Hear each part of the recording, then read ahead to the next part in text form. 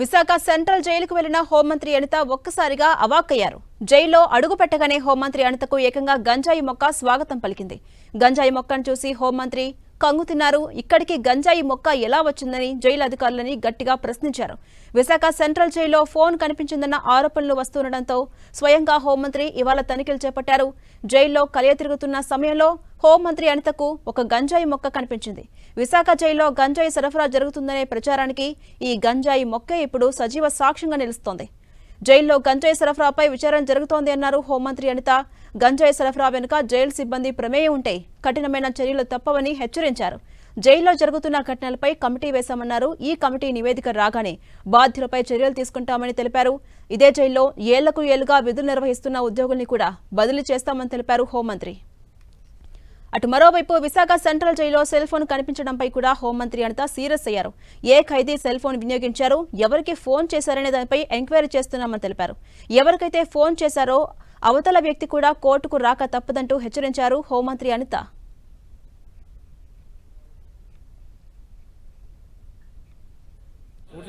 చాలా shocking newses ఏంటంటే cell ఫోన్లు బయటపడినాయి. అంటే సెల్ ఫోన్లు కూడా వాళ్ళు యూజ్ చేసే పరిస్థితులు వచ్చినప్పుడు మేము కంపల్సరీగా ఎంక్వైరీ చేసుకోవాలి. ఎంక్వైరీలో ఎవరైనా తప్పు చేశారన్న సంగతి తెలిస్తే కనుక వాళ్ళని పనిష్మెంట్ ఇచ్చుకునే పరిస్థితి రావాలి. దీన్ని కూడా గవర్నమెంట్ ఇక్కడున్న ఎంప్లాయీస్ అందరూ కూడా దీన్ని కూడా అర్థం చేసుకొని ఫర్దర్గా కూడా వాళ్ళ వర్కులు ప్రాపర్ వేలో వారు వర్క్ చేసుకునే పరిస్థితి రావాలి. ఎందుకని మేము చెప్తున్నామంటే ఇప్పుడు సెల్ ఫోన్స్ దొరికినాయి. ఆ సెల్ ఫోన్ నుంచి మేము ఆల్రెడీ ఎంక్వైరీ స్టార్ట్ చేసాం. సిడిఆర్ తీసుకుంటాం. ఐఎంఐ నెంబర్ నుంచి ఎక్కడి నుంచి ఏ సిమ్ ఇందులో యూజ్ చేశారు, ఏ నెంబర్ నుంచి వెళ్ళింది, ఏ నెంబర్ నుంచి లోకల్ నుంచి ఎన్ని కాల్స్ బయటికి వెళ్ళి ఎవరు అవతల వాళ్ళు మాట్లాడారు. సో ఇవన్నీ కూడా ఎంక్వైరీ చేసుకుంటాం.